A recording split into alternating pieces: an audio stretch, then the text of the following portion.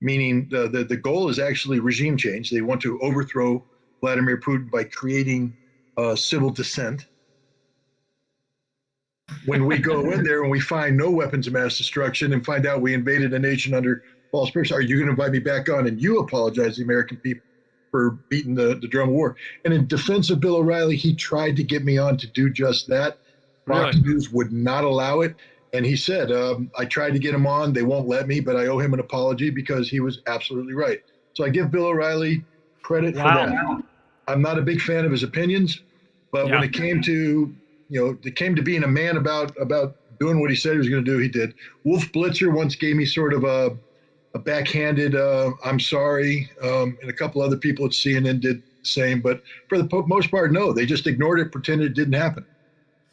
Well, I mean, we're 10 days into the invasion of Ukraine by Russia. It's a major military incursion. This is a major military operation. Russia may have sought to downplay it early on by calling it a sensitive military operation or something of that nature. No, it's an outright full-scale military invasion of a neighboring country, and we're 10 days into it. Somehow the mainstream media claims to have the Russian playbook because I keep hearing that the invasion isn't going according to plan, that the Russian playbook is flawed. When I look at it from a military perspective, and I spent a number of years early on in my career training to close with and destroy the Soviet army through firepower and maneuver. I mean, I know these guys. I've studied them for 35 years. Their doctrine, their equipment, their tactics, their operations.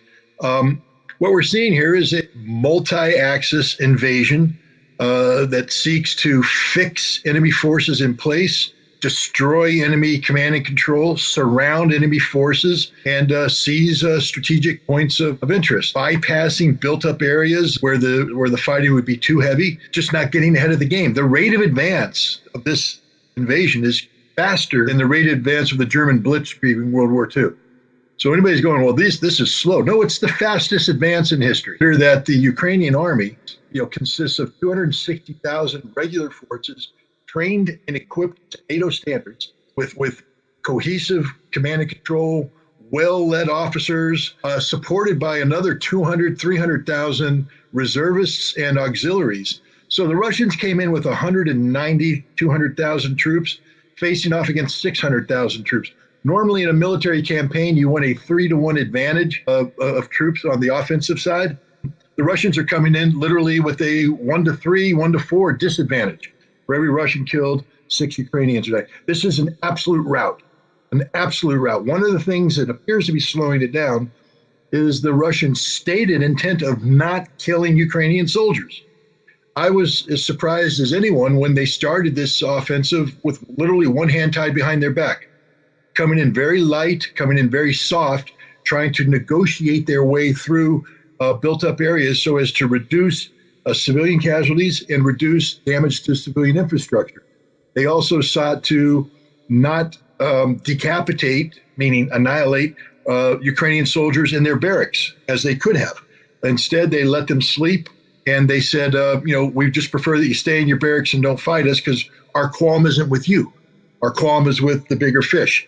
Unfortunately for the Russians, the Ukrainians decided to fight, and they're fighting very effectively. I'm never going to denigrate the courage and the determination of the Ukrainian army. They're going up against a very well-trained Russian military, very well-equipped Russian military, who has superior tactics and operations, and the Ukrainians are putting up a very solid fight, but they're losing. They're losing decisively, and I think sooner rather than later, you're going to see large-scale surrenders as they run out of ammunition, they run out of food, they run out of water, they run out of fuel, give them the choice of either a futile resistance or death. One of the things they keep harping on is they keep saying in one instance after another that Russia or the Russian military is trying to kill civilians, is aiming at civilian targets, is claiming that there's a ceasefire and then shooting civilians. In your understanding, how much is the Russian military actually going after civilians? The Russian military has foregone its greatest advantage in modern warfare, which is overwhelming fire superiority. The normal Russian tactic is to fix your location, and then obliterate your location with massed fires, artillery, multiple rocket launchers, mortars, and then steamroll through your location until they find the next location. Then you repeat as necessary. It's a very effective tactic. It's a very brutal tactic. It's one that, if applied to an enemy formation operating in a built-up area or a heavily populated suburban area, would result in tens of thousands of civilians dying. The Russians have foregone this. They're not using this tactic at all. When they do fire, it's based upon solid intelligence about enemy capabilities, enemy locations. Now, war is an imperfect science. I'll say that as somebody who's waged it. You think you have intelligence about a target, you do your best to put munitions on the target to achieve a desired effect, only to find out that you were wrong about the intelligence, or the munitions didn't perform as designed. Anytime there's a war in an area where civilians exist, the civilians pay the heaviest price. And that's happening now. But to call this a deliberate targeting by the Russians is just an absolute deviation from reality. The Russians are being very, very circumspect in their use of weapons. When they use weapons, for instance, in Kharkov, they show multiple rocket launchers impacting in a residential neighborhood. What they're not telling you is that the Russians had sent in a reconnaissance mission earlier that got ambushed and annihilated by Ukrainian forces dug in that residential area. This makes it a legitimate military target. I'm sorry, that's what war is. If you choose to fight in a residential area, then you can't. It's not a war crime to take that out. The Russians. I think the one place that the Russians are failing right now is the propaganda aspect. I'm not saying that I want the Russians to lie, but it would be nice if the Russians put some perspective to what they're facing. What they're facing isn't just propaganda from the Ukrainian government. Understand that the CIA is deeply embedded with the Ukrainian Ministry of Information and is responsible for running what's called a information operation. This is a covert or political action operation that's been sanctioned by the President of the United States. And the reason why it has to be sanctioned is the CIA normally isn't allowed to manipulate information in a manner that affects the American public. Meaning they can tell lies, and they do this very effectively, but they can't tell lies in a way that affects how the Americans view a subject. They're doing that right now. They're running an information operation, very sophisticated, that's designed to achieve a political result in Russia, meaning the goal is actually regime change. They want to overthrow Vladimir Putin by creating civil dissent, and they match that civil dissent with an economic sanctions policy and implementation, which is designed to marry up. The sanctions aren't happening in a vacuum. The sanctions are specifically targeted against a certain class of person in Moscow who the United States feels is oriented towards the West, and by depriving them of the benefits of being affiliated with the West, you redefine their life. And now they want them to rise up, and this is a regime change operation. So Ukraine isn't just about exaggerating Ukrainian victories, as all militaries do, or diminishing Russian victories. It's about manipulating information in Russia and in Europe to get NATO. Remember, NATO was this dysfunctional organization reeling from the catastrophe of Afghanistan. How do you get them aligned with what's going on? How do you get them to oppose what the Russians are doing? You have to run an information operation designed to manipulate public opinion in Europe. And the indirect effect of this is that the American public is likewise impacted by this, because you can't have a situation where the CIA promulgates mistruths over here, tells CNN, hey, yeah, that's all a lie. That's all a lie. You can't report that. That's a lie. You need to report the truth. No, they're letting the lie live. And this can only be done with executive permission. The President of the United States, therefore, is engaged in an operation to deceive the American public. And that's what people need to know.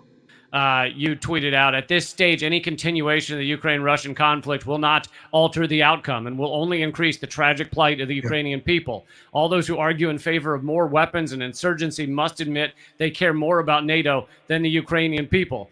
While our media and our government agencies are manifesting, are creating this care, this concern for the Ukrainian people, it's end result is that you're going to have more Ukrainian people getting killed because they're going to drag this thing out as long as possible.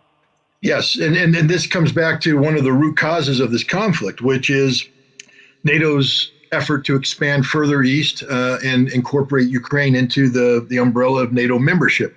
Ukraine's suicidal insistence that this is what they want, even though they and NATO were confronted over the course of 15 years. This isn't like Vladimir Putin woke up one night and went, oh, I got a headache, I'm going to invade Ukraine. This is concerted policy from Russia that has been articulated in great detail since Vladimir Putin addressed the Munich Security Conference in 2007. He laid down the foundation and said further eastward expansion is unacceptable. What did NATO do? They turned around in 2008, I think it was the Bucharest Conference, and they invited Ukraine and Georgia to become members. This prompted a detailed Russian response, which was effectively captured by the U.S. ambassador to Russia at the time, William Burns. He happens to be the CIA director today. But back then, he was the U.S. ambassador to Russia. He wrote a memorandum called Niet means Niet, published in February 2009. And what he said is, the Russians have said, no, this is a red line. And then he said, this is a reasonable red line. I mean, we have to respect the Russians' perspective on this one. Ukraine, if it becomes a NATO member, will cause serious problems for Russia. So serious, and again, 2009, that Russia will use military force, destroy Ukraine, seize Crimea, and seize the Donbass. Well, good Lord, what has happened today? And people are saying this is because Putin woke up with a migraine. No, this is because NATO and Ukraine conspired together to create the conditions for a war that they knew, 13 years ago, was inevitable if they continued this policy. Both things can be true. What Russia's doing is wrong. It can be illegal under international law. You can be opposed to it. And also, but you can see how NATO pushed Russia closer and closer to doing this, ignored their concerns, ignored their security concerns. NATO is, I think, 17 countries now, where there's been several different moments in time where it's grown. And NATO and Russia is now surrounded by an enemy military alliance in many ways. And then in 2014, we see the Maidan coup, which the U.S. Backed, helped fund, and it involved heavy Nazi power that really made it happen. And we put in a U.S.-friendly kind of puppet government, or at least U.S.-friendly government. Oh, literally a puppet government. Yeah. Yats is my man. Remember Victoria Nuland? Yeah. Yats is my man. Well, he became prime minister. So we know there's been fighting for the entire 8 years in the Donbass, Nazis killing 15,000 people. But people go, well, Zelensky's Jewish, so clearly you're making this stuff up. How much power do the Nazi brigades, battalions have in Ukraine now? Well, let's just start again with the roots, what you said, 2014. The Maidan Revolution started out as the Maidan peaceful protest, where there were Ukraine at the time was going through a very controversial internal debate over, do we align with the European Union or do we align with Russia? And it had been a debate that had been going on for more than 10 years, since 2004. And the current president at the time had made the decision that he was going to side with Russia. And so there was a significant portion of the Ukrainian population who had a gripe, and they peacefully demonstrated. This was seized upon by the United States and the European Union, who empowered this radical nationalistic ideology that is headquartered in Lvov, Western Ukraine. And you have to understand the history of Ukraine to know that that's an artificial appendage of Ukraine that was given to Ukraine at the end of the Second World War by Russia. It used to be part of Poland. It has more historical identity with the Austro-Hungarian Empire than it does with Kiev. That's just a reality. But these people were brought in. There was an 8-year insurgency fought, led by the CIA, by these people against the Russians from 45 to 53. 300,000 people lost their lives, 30,000 Russian or Soviet security forces. I mean, this is major league warfare. These people do not like Moscow. They hate Moscow. They do like a guy named Stepan Bandera. These are the people that when the Germans came across in 1941, greeted them literally with song and flowers. They signed up by the hundreds of thousands to fight for Nazi Germany. They formed the death squads that killed the Jews. Babi Yar in Kiev, where 30,000 Jews were killed. The triggers were pulled by Ukrainian auxiliary policemen from Western Ukraine. I mean, these are not the kind of people you want dating your sister or anything like that. These are bad people. And they continue to exist today, and the U.S. empowered them.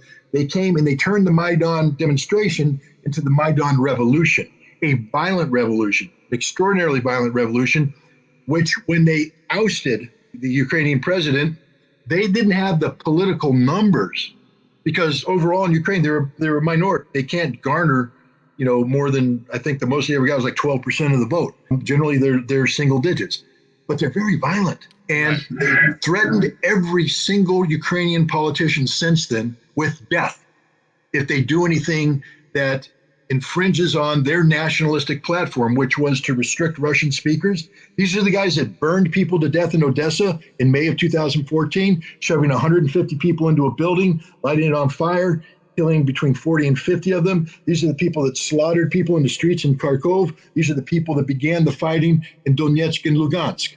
These are the people that tried to expend their fighting into Crimea. These are very violent people. When the fighting started in the Donbass and people were looking for a solution, this group called the Normandy Format, Germany, France, Ukraine, with Russia as sort of as an overseer, met, and they came up with what's called the Minsk Accords, 2015. When the fighting first started in Lugansk and Donetsk, the Russian speakers there wanted to declare independence. And Putin said, no, you're part of Ukraine. You're part of Ukraine, but I will defend you. I will defend your right to be Russians. The Minsk Accords was designed to give them special autonomy so that they could protect their cultural and linguistic, but they would be politically part of Ukraine. A reasonable settlement to end the fighting. The nationalists said no. Poroshenko, who was the president at the time, came back. The nationalists literally said, we will kill you if you implement this. Literally, I mean, it wasn't like a fun, we have January 6th here, that horrible day in American democracy where a demonstration turned into a riot that assaulted the Capitol, and we call that an insurrection. In Ukraine, every single president lives under the threat of imminent insurrection should he do anything that deviates from the platform of the far right-wing neo-Nazis. Zelensky was elected president on a platform of peace. He got 80% of the a comedian actor. He was a popular comedian with a popular show about being president. This is if America decided that during the height of West Wing, we're going to elect Martin Sheen. Right. Because he's presidential. No, he's an actor. Zelensky's an actor. He's not stupid. He's a lawyer. He's trained as a lawyer. But he was handpicked by his billionaire oligarch mentor who owns the media empire that made Zelensky famous. So Zelensky's on a TV show that this guy pays for. Zelensky performs in programs underwritten by this guy. Zelensky is literally the puppet of this oligarch, and this oligarch picks Zelensky to go up against Poroshenko, who is one of the most unpopular presidents at the time. Zelensky wins by supporting a platform of peace. The implication was he would go forward with Minsk. No sooner did he get elected than the guy came in and said, you'll be hanging by the neck until dead, that one of the neo-Nazis. We will kill you. Not an idle threat. They will kill him because these neo-Nazis are everywhere. They formed this brigade-sized force called Azov, and that got broken up as part of the agreement with the West that, you can't have these standalone Nazi militias. So what did they do? Disband them? No. They put a battalion in every brigade in the Ukrainian military. So every brigade in the Ukrainian military now has a battalion of Nazis. Then they infiltrated their officers throughout the officer corps and the general staff. They are everywhere. They're in the security service, the intelligence service, the military. They've infiltrated the whole thing. And these are people who aren't afraid to kill in defense of their ideology. So Zelensky is 100% the puppet of these people. One of the reasons why he has such a hardline position today is he can't take a soft line. You want proof? One of the members of the first negotiating team that met with the Russians, and I don't know his name right off the top of my head, but he was somebody who said maybe we should think about neutrality to bring an end to this war. What happened to him when he got back? Pulled out, shot 2 times in the head, assassinated.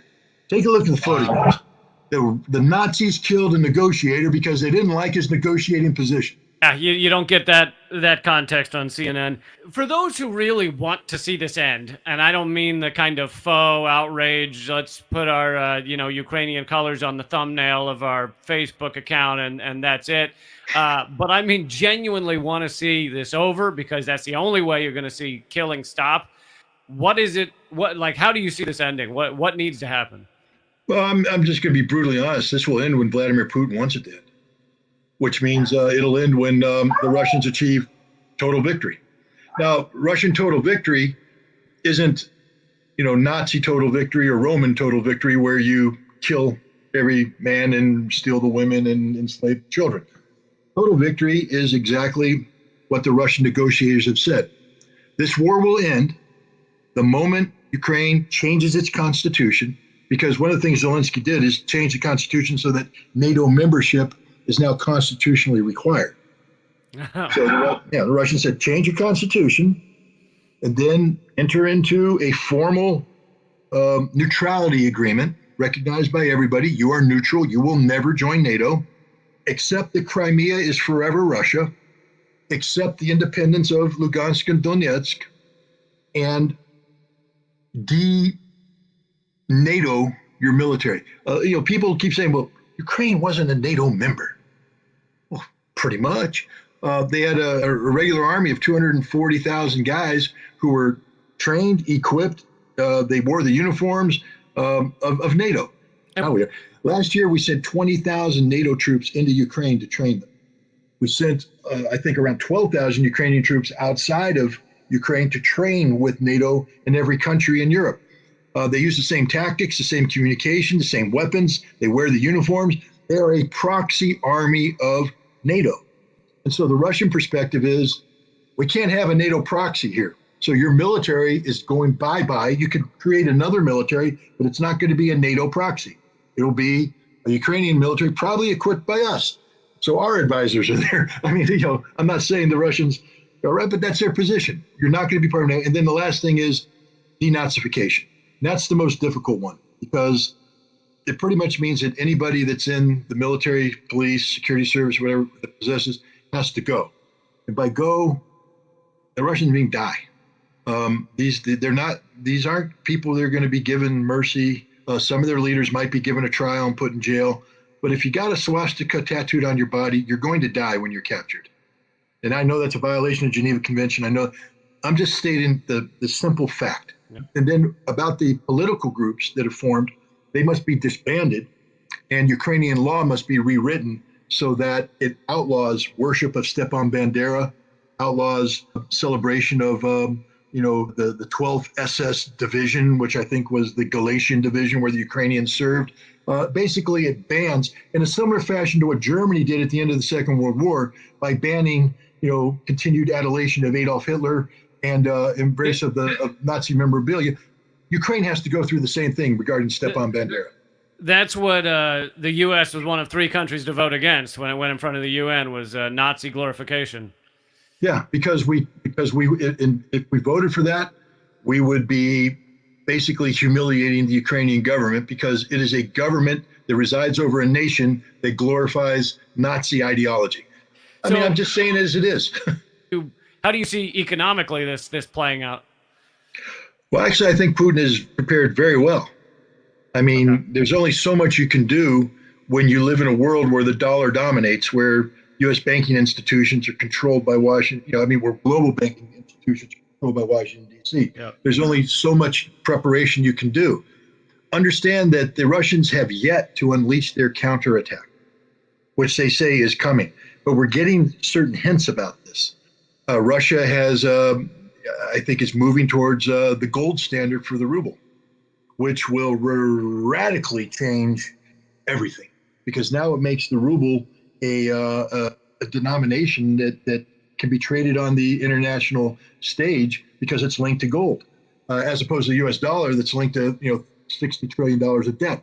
And you're going to see the deconstruction of the dollar monopoly. And that's one of the things that Russia and China are working. The Russians don't do anything half-assed.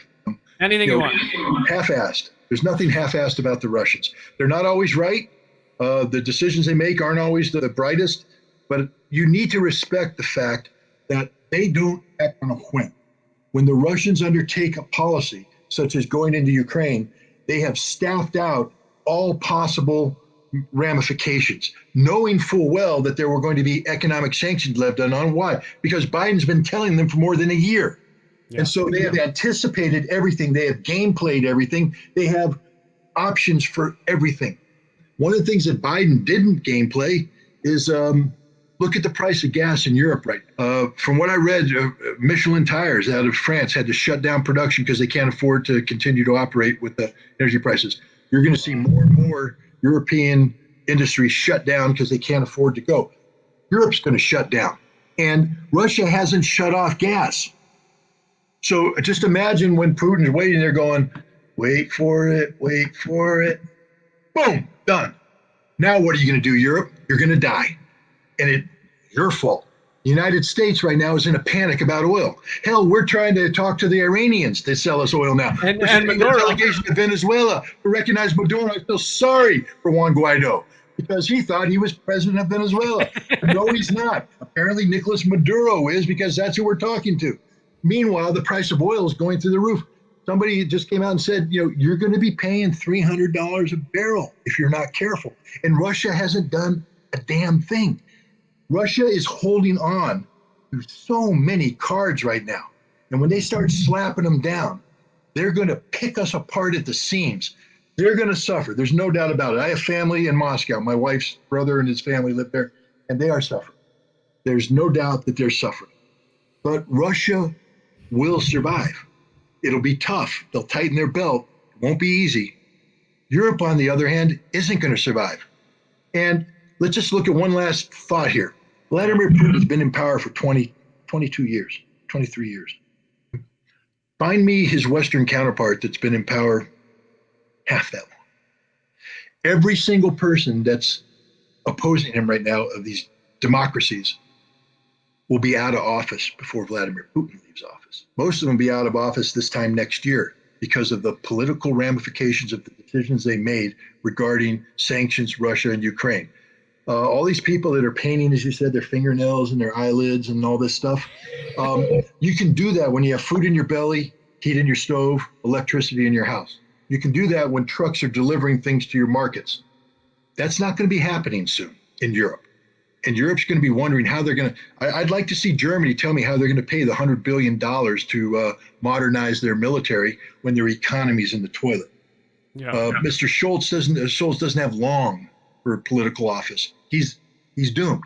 And Russia hasn't even begun to play their cards. When they do, my prediction is Europe will be all but knocked out, and you're going to rapidly see Europe reversing course. You've already seen some of that, where Germany has just come out and said, we can't stop, we have to have Russian energy pouring in.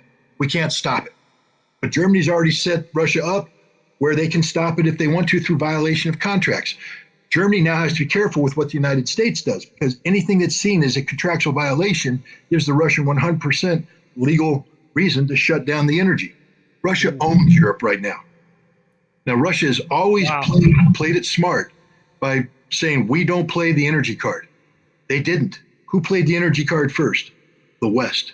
And the West is going to pay. That's my prediction.